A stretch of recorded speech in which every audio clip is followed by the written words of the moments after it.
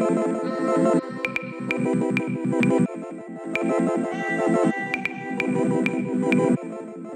think the main goal, there's two things. There's the sort of the tournament aspect, and then there's the player aspect. So on the tournament side, we've got a great structure of events, 61 events in 30 countries, played in great cities around the world, glamorous locations.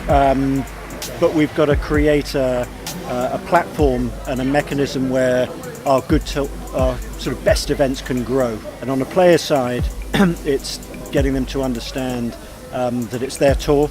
They own 50% of this tour, and a responsibility about how to behave as sports entertainers. That people are paying money to coming to watch them to play, and the responsibility that brings. Well, I think it's. This is very similar to an event that I used to run in London at Queen's Club, sort of private members club, great setting, beautiful surroundings, intimate atmosphere. So I think for this event, it's trying to increase its reach, sort of out of Barcelona, within Spain, and then get an international reach. So that's that sort of just expanding the media part of it is the challenge. It definitely helps as a tournament director, so I have an understanding of the business, the challenges and issues, and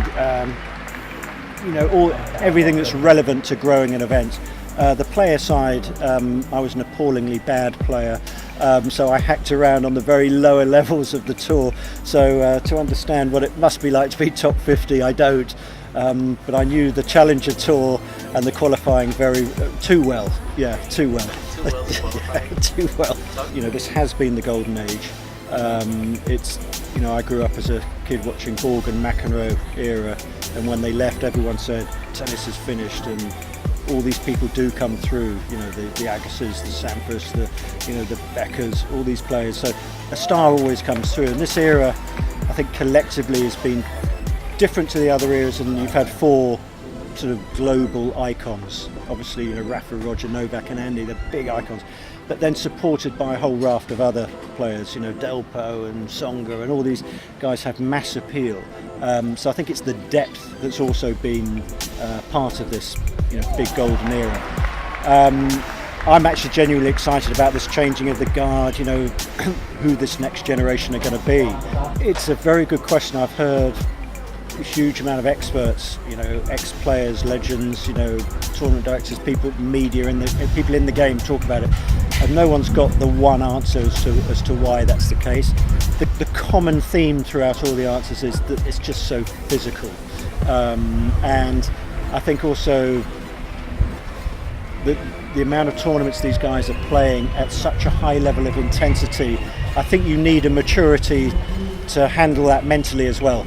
So I think it's the combination of it's so intense at this top level now. There aren't I think going back into previous generations, there were some easier rounds, and then the heavyweights. Now it's from round one, the standard is so high that there's no sort of calm period in a tournament. They're playing at full capacity all the time, and I think that's a strain.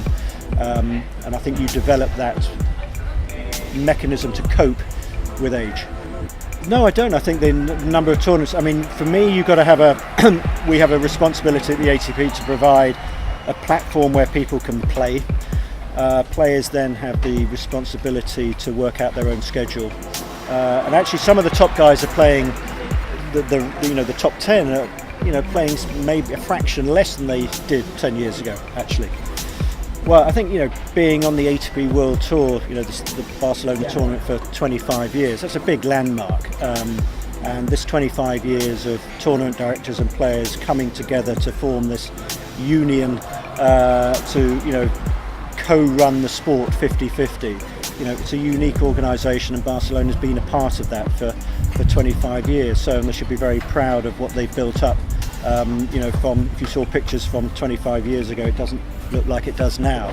So there's been investment and passion and commitment to build this event. It's very, very impressive.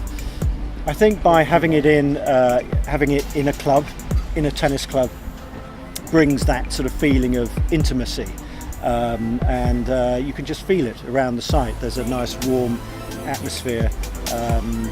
Yeah, so I think when you go to the sites that are much bigger and with much more land space, it's very spread out. So people maybe not meet even through the whole week unless you have a need to.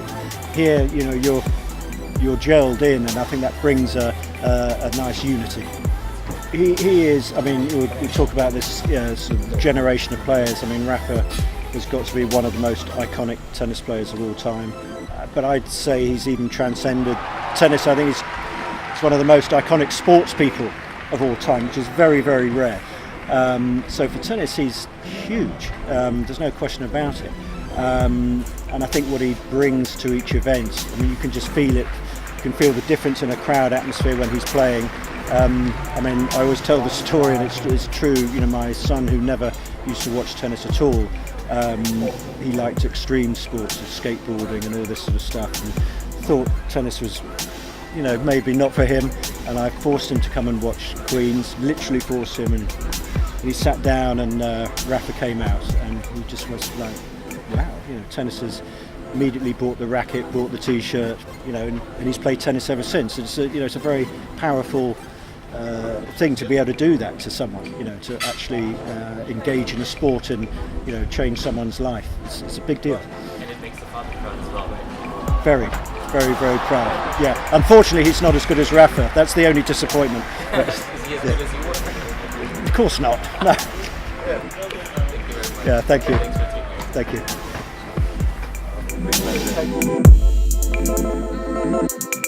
Thank you.